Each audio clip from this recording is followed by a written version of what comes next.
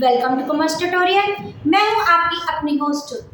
आज हम स्टार्ट करने जा रहे हैं +1 अकाउंट्स का chapter accounting procedure rules for debit and credit. ये तो हमने फर्स्ट सेशन में देखा था कि सबसे पहले हम अकाउंट्स में क्या रिकॉर्ड करते हैं, ट्रांजैक्शंस रिकॉर्ड करते हैं। और ये ट्रांजैक्शन रिकॉर्ड किससे की जाती है? जर्नल में की जाती है।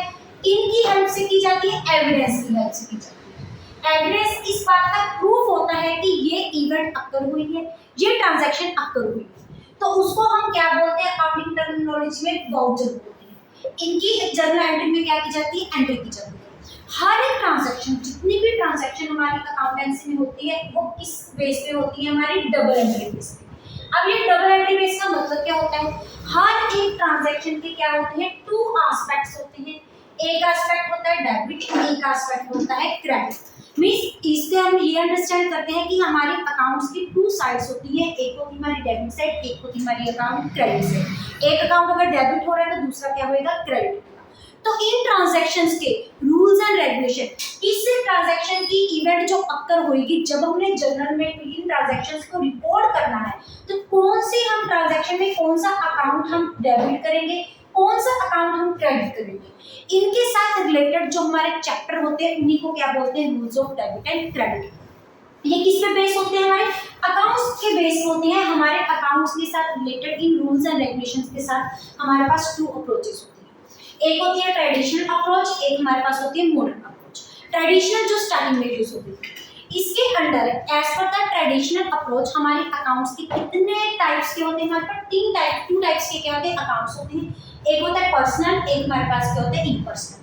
ये पर्सनल जो वर्ड है, ये नेम से ही हमें डिनोट करता है कि पर्सनल वर्ड कहाँ से निकला है?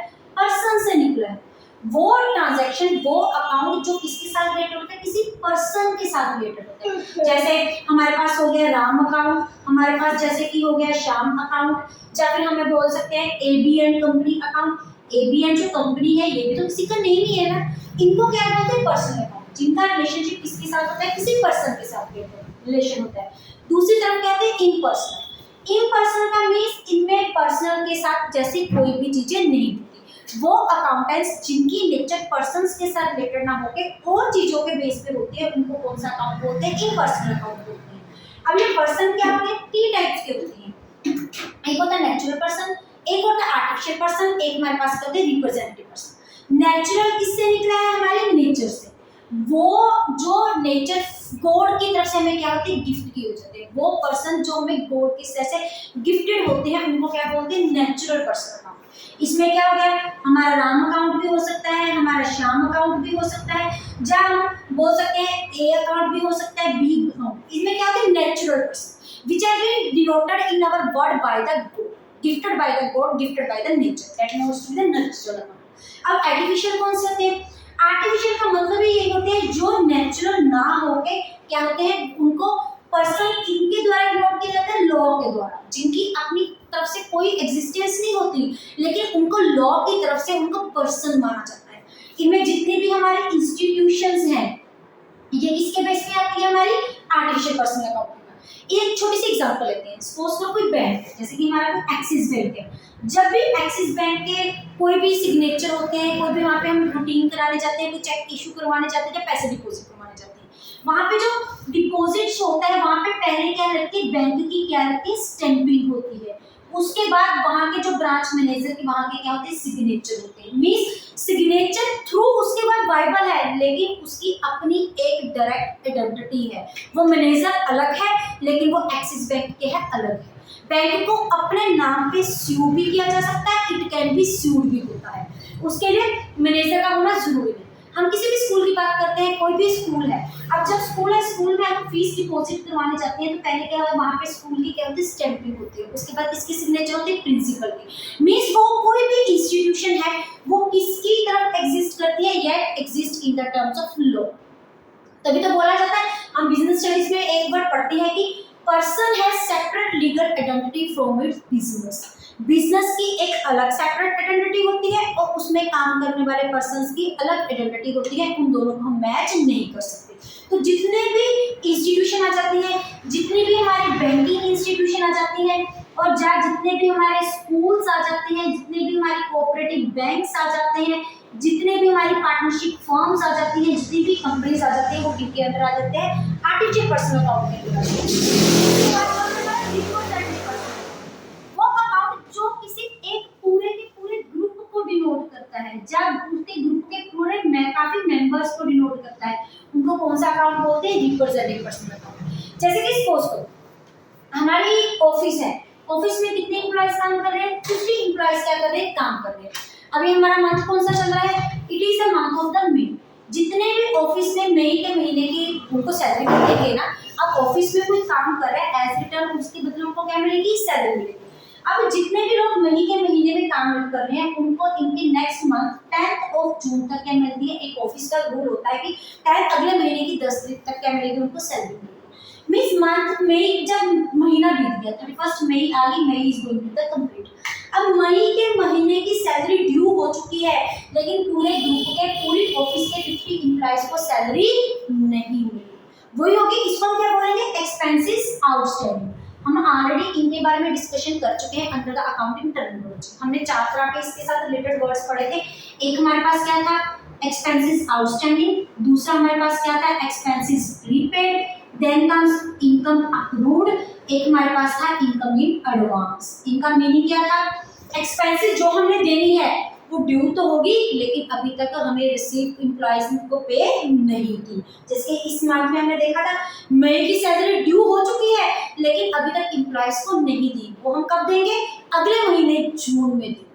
अब प्रीपेड का मतलब होता है एडवांस, अभी तक जून आया नहीं तो कंपनी के मैनेजर ने क्या किया, उनको मई की तो सैलरी 31 मई को दे दी, उसके साथ पूरे जून के मंथ की भी सैलरी दे दी। मींस उनको हमने क्या सैलरी दी, एडवांस में दे दी। एडवांस के हम वर्ड कौन सा यूज करते हैं यहाँ पे, प्रीपेड। इन वर्ड्स का हमने ऑलरेडी मीनिंग डिस्कस कर चुके हैं। अगर आप चेक करना चाहते हैं जाके प्लेलिस्ट में देख सकते हैं under the chapter accounting terms and terminology. तो ये वही वो चीज जो ग्रुप, ये जो चारे के चारे वर्ड है, इनमें पेमेंट नहीं हुई, जा तो एडवांस पेमेंट हो चुकी है, जा अभी तक हमने पेमेंट ना पे की है, ना हमने रिसीव की है। वो जो पूरे के पूरे ग्रुप के मेंबर्स को रिप्रेजेंट करते हैं, पूरे ग्रुप को रिप्रेजेंट करते हैं। जैसे कि ये एक्सपेंसेस ड्यू पूरे के पूरे 50 मेंबर्स को डिनोट कर रही थी, उसको हम क्या बोलेंगे, रिप्रेजेंटेटिव पर्सनल अकाउंट। अब यहाँ पे आप अगर इनका स्क्रीनशॉट लेना चाहते हैं तो ले सकते हैं। उसके बाद आते हैं हमारे इन पर्सनल अकाउंट। अब इन पर्सनल अकाउंट कौन से होते हैं, जो कि पर्सन के साथ रिलेटेड नहीं होते। इनमें जहाँ हमारे कौन से आ जाते हैं, रियल अकाउंट, या फिर हमारे पास क्या आ जाते हैं, नॉमिनल अकाउंट। जितने भी हमारे एसेट्स होते हैं वो किनके अंदर आ जाते हैं, हमारे रियल अकाउंट के अंदर आ जाते हैं। अब एसेट्स कितने टाइप्स के होते हैं, हमारे पास 2 टाइप्स के होते हैं। एक हो जाता है हमारा फिक्स्ड एसेट्स, दूसरे जो कि हमारे फर्दर टेंजिबल और इनटेंजिबल होते हैं। और ये हमारे पास क्या जाते हैं, करंट एसेट्स आ जाते हैं। इनकी कुछ एग्जांपल्स देख लेते हैं। जैसे कि हमारे पास क्या होगी, plant and machinery, building is there comes goodwill is there. Current assets में हमारे पास कैश भी आ जाता है, यहाँ पे बैंक भी आ जाता है, और जहाँ पे और क्या जाते हैं, डेटर्स भी। लेकिन यहाँ पे एक बार बहुत इंटरेस्टिंग फैक्ट है जो कि ध्यान की रखने की जरूरत है। एक जो हमारा बैंक है, एक जो हमारा डेटर्स है। अभी बैंक्स क्या होते हैं, ऑलरेडी इनकी एक सेपरेट लीगल आइडेंटिटी होती है, इनको हम ऑलरेडी देख चुके हैं। इन बैंक्स को हम किसके अंदर शो करते हैं, under the artificial personal account. It means जो बैंक्स हैं वो हम अंडर रियल एसेट्स में ना लेके किसी के अंदर लेंगे, इनको आर्टिफिशियल पर्सनल अकाउंट।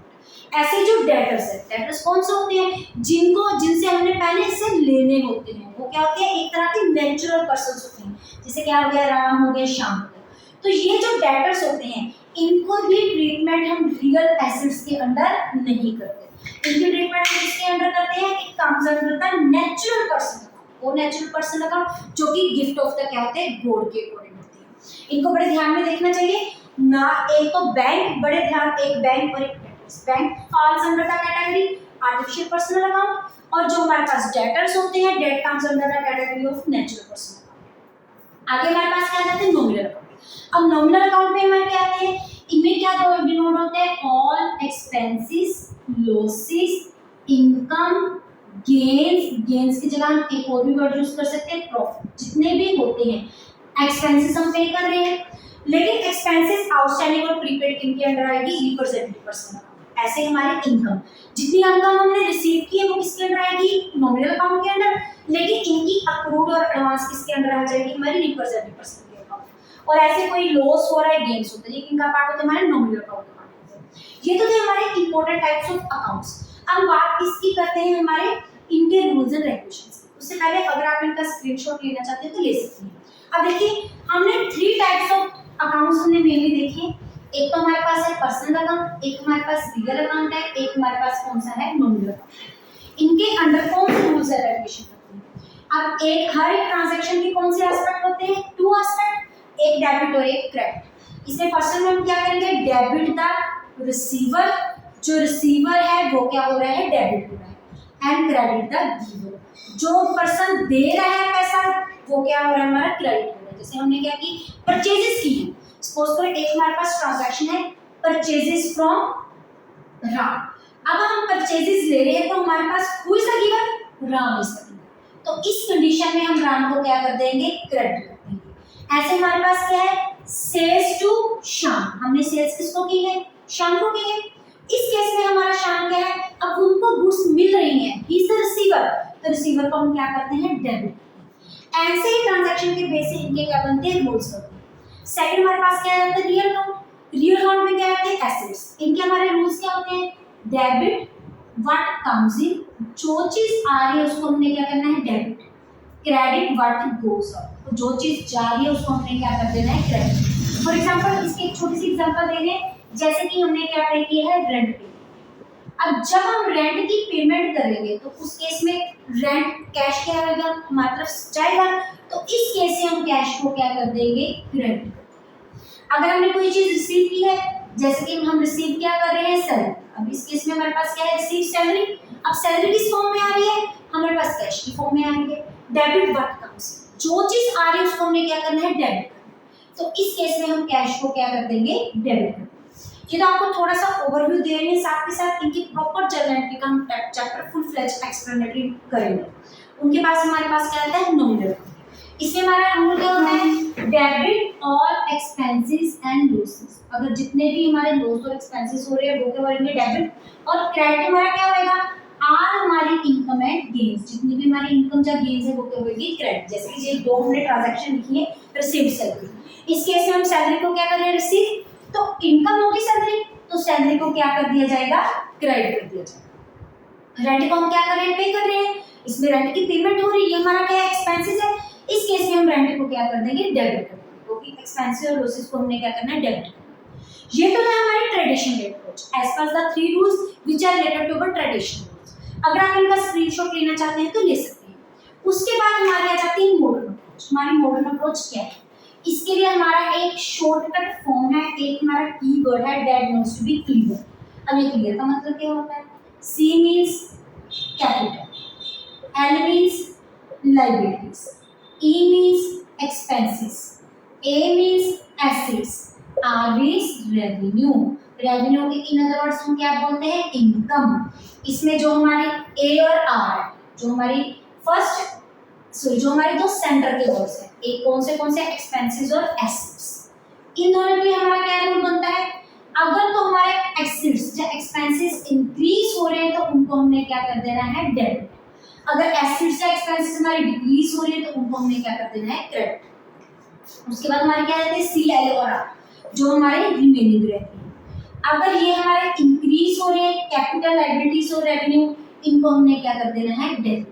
अगर ये इनको हमने इनका उल्टा इफेक्ट होगा, अगर हमने इनको इंक्रीज कर रहे हैं तो इनका इफेक्ट हो जाएगा क्रेडिट। अगर ये हमारे डिक्रीज हो रहे हैं तो इनको हम क्या कर देंगे, डेबिट। बस इसी रूल्स एंड रेगुलेशन के बेस में हमने आगे हमारे अकाउंटिंग टर्मिनोलॉजी चलेगी। दोबारा देखिए, जो हमारे सेंटर के दो वर्ड्स है E और A, that is expenses and assets. अगर पहले की बजाय ये इंक्रीमेंट हो रहे हैं तो इनको क्या करेंगे, डेबिट। अगर इनका डिक्रीमेंट हो रहा है तो इनको हम क्या कर देंगे, credit. On the other hand जो रिमेनिंग तीन चीज रहेगी, दैट इज फर्स्ट और लास्ट वन, C, L और R. C denotes to be capital, L denotes to be the liabilities, R denotes to be the revenue. अगर ये increase हो रहे हैं तो इनको हम क्या करेंगे, डेबिट। अगर हम डिक्रीज करेंगे इनको हम क्या कर देंगे, क्रेडिट। अगर आप इनका स्क्रीनशॉट लेना चाहते हैं तो ले सकते हैं। इसी के साथ हमारा accounting procedure, rules of debit and credit का चैप्टर खत्म होता है। अगर वीडियो अच्छी लगे इसको लाइक करें, ज्यादा से ज्यादा शेयर करें, चैनल को सब्सक्राइब करना ना भूलें। Thank you, have a nice